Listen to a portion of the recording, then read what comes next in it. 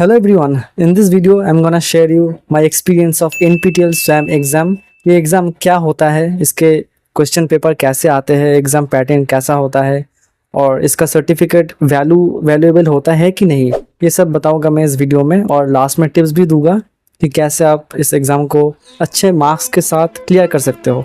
तो शुरू करते हैं।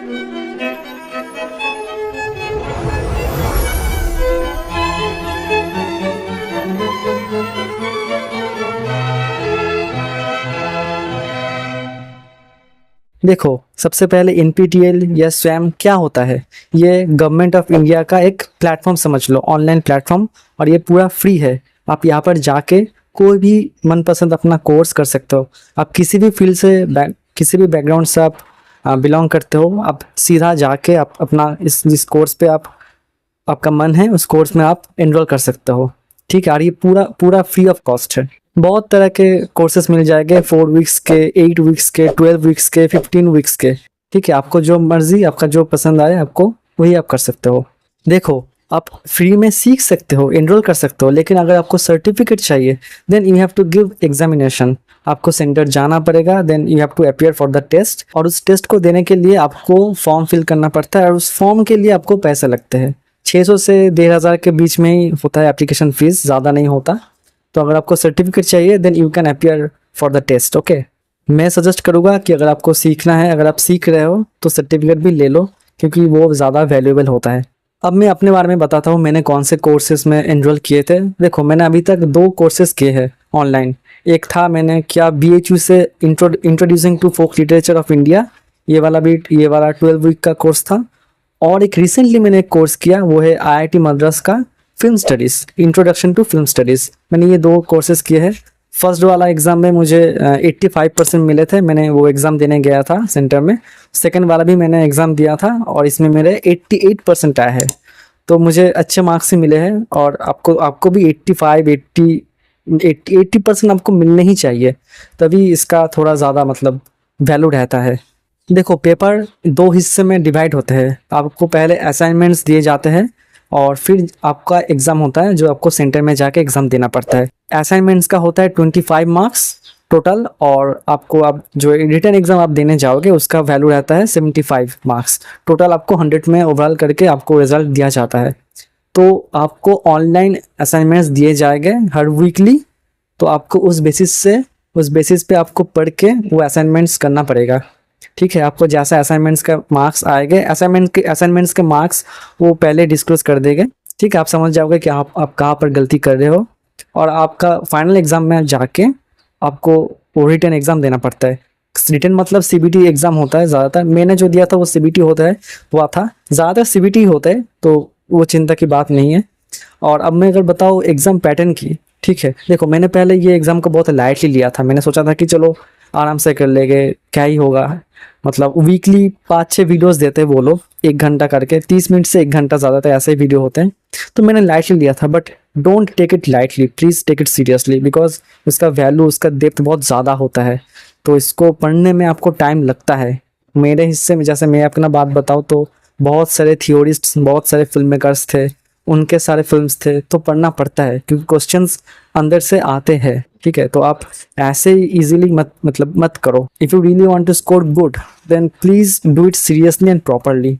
You have to give time daily on the regular basis, at least 1 to 1.5 hour आपको इसमें देना ही पड़ेगा। ठीक है, तभी आप करो। ऐसा नहीं कि जैसे तैसे पढ़ के 50-60% ला रहे हो, तो उसका कुछ क्रेडिबिलिटी नहीं रहेगा, राइट।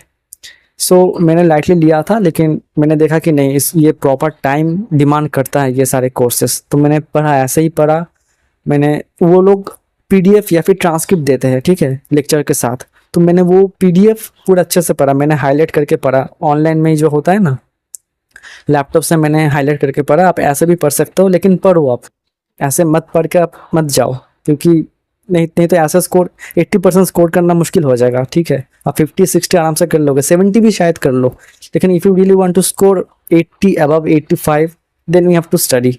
ठीक है, तो यही था मेरा स्ट्रैटेजी। मैंने पढ़ा था, मैंने ये प्रॉपरली मैंने टाइम दिया था। तो एग्ज़ाम पैटर्न की अगर बात करें, जो CBT में होता है, जो हमको सेंटर में जाके हमको देना पड़ता है, तो जो मेरा फोक लिटरेचर वाला कोर्स था उसमें 50 क्वेश्चंस थे। मैंने एक्सपेक्ट नहीं किया था कि 50 क्वेश्चंस रहेंगे, तो 50 क्वेश्चंस थे।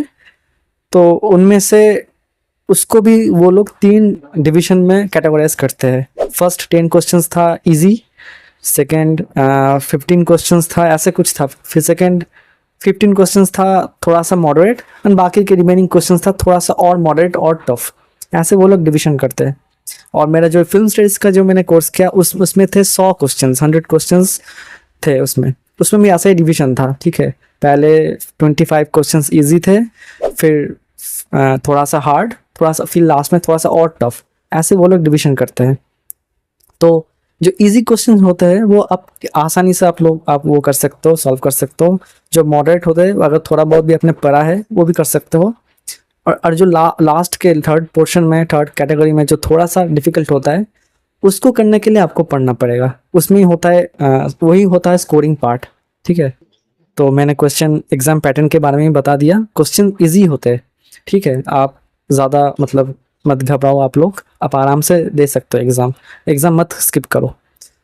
अगर बात करें कि ये सारे सर्टिफिकेट्स, ये कोर्सेज वैल्यूएबल होते हैं कि नहीं, तो इस बारे में मैं बताऊंगा कि देखो, अगर आपके पास कोई प्रोफेशनल डिग्री है पहले से, then you are doing it additionally, then इसका इसका वैल्यू तो ऑब्वियसली है। आपके पास अगर कोई प्रोफेशनल डिग्री है भी नहीं, देन स्टिल मैं बोलूँगा कि इसमें वैल्यू है। लेकिन तभी वैल्यू है when you can produce out of it. कि ऐसा नहीं कि आपने एग्जाम दे दिया, आपके पास सर्टिफिकेट है 50, 60, 70, 80% का, but you are unable to produce knowledge, you are unable to produce something out of it. You can't speak about anything whatever you have studied, then problem है। तो ये जितने भी कोर्सेस है, स्किल बेस्ड कर लो या फिर knowledge based course कर लो, अगर आपको वो आता है, आप वो बोल पा रहे हो, तभी उसका वैल्यू है। सो मैं बोलूँगा कि हाँ, वैल्यूएबल तो है भाई, क्योंकि गवर्नमेंट का ही ये मतलब इनिशिएटिव है। तो फर्स्ट कि आपको ये सीवी में आपको ऐड करने से आपको अलग से एज मिलता है कि आपने एक्स्ट्रा लेबर पुट किया है। सेकेंडली कि आप एक अलग एक्स्ट्रा कुछ चीज़ों में जिसमें आपको इंटरेस्ट है, उसमें आप नॉलेज ज़्यादा गेन कर पा रहे हो, तो ये आपको दूसरों से अलग करता है। तो I really suggest you that you must do it, ठीक है। अगर मैं टिप्स की थोड़ा बहुत टिप्स दे दूं, तो मैं बोलूँगा कि पहले आप शुरू करो एक कोर्स से ही। ऐसा नहीं कि 2-3 कोर्स देख लिए, अच्छे लग गया, कर लिए, मत करो। आप शुरू कर सकते हो एक कोर्स से जो 4 वीक्स का हो, 8 वीक्स का हो, अगर आप ज़्यादा बिजी हो। लेकिन आई विल से कि you can go for 12 week और 15 वीक वाला कोर्स भी, ठीक है। अगर आपके पास थोड़ा बहुत टाइम है कि आप डेली 1-1.5 घंटा 2 घंटा दे सकते हो, तो आप कर लो, ठीक है। शुरू करो एक कोर्स से। बहुत लोग एक साथ 2-3-4 कोर्सेज करते हैं, ऐसे रश मत करो, फिर वो सर्टिफिकेट ही रह जाएगा आपके पास, लेकिन अल्टीमेटली वैल्यू कुछ नहीं रहेगा, ठीक है। वो लोग टेक्स्ट पढ़ने को बोलते हैं, वो लोग असाइनमेंट देते हैं, वो टेक्स्ट पढ़ो, टाइम निकालो, ठीक है। जो भी पढ़ रहे हो उसको उसको अच्छे से पढ़ो। मैं ऐसे नहीं बोलूँगा कि बाकियों की तरह, ऐसे नहीं बोलूँगा कि बस थोड़ा बहुत करके चले जाओ। नहीं, कुछ कर रहे हो तो मन लगा के करो। You really have to be the best version, right, from others. So और एक टिप्स दे दूँ तो मैं, कि आप एक काम कर सकते हो, आप असाइनमेंट्स अच्छे से करो। असाइनमेंट कभी मिस मत करना। वो मैं बोलना भूल गया था कि वो जो 12 वीक का असाइनमेंट्स होते हैं 12 वीक का कोर्स में, तो आपको 12 असाइनमेंट्स करने की ज़रूरत नहीं है। You can do 8 assignments. जो होता है क्या, जो 8 वीक्स का कोर्स होता है उसमें आपको 6 असाइनमेंट्स करने पड़ते हैं, और जो 4 वीक्स के होते हैं उसको आपको चारों के चारों ही असाइनमेंट्स करना पड़ता है, ठीक है। तो जितने आप ज़्यादा वीक्स के कोर्स परसू करोगे, तो आपको थोड़ा ऑप्शन रहता है कि आप 2-3 असाइनमेंट्स मिस भी कर सकते हो, ठीक है। तो ऐसा कोई इशू नहीं होगा। लेकिन आई विल सजेस्ट कि सब करो, क्योंकि एक असाइनमेंट में आपका नंबर कम आ सकता है और दूसरे में ज़्यादा अगर आ जाए, तो वो लोग ना बेस्ट को ही काउंट करते हैं। Like you are doing 12 week course you are pursuing, and वो लोग 8 वीक्स के असाइनमेंट्स काउंट करेंगे। तो अगर आपको कुछ 8 वीक में, अगर एक वीक में आपका असाइनमेंट का स्कोर कम हो जाए, लेकिन आपने बाकी असाइनमेंट्स कर लिए हैं, तो आपका वो वाला असाइनमेंट का स्कोर ही ऐड होगा। देन मैं कहूँगा कि असाइनमेंट सारे करो। असाइनमेंट से डायरेक्ट क्वेश्चन आते हैं, so please don't miss assignments. तो यही था मेरा suggestion. So yes, you can go for it, don't worry, it's very easy.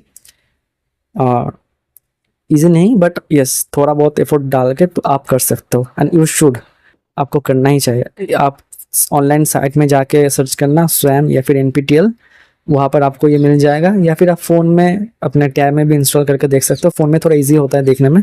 आप अपना ईमेल आईडी से लॉगिन करके आप ये कोर्स परसू कर सकते हो, ठीक है।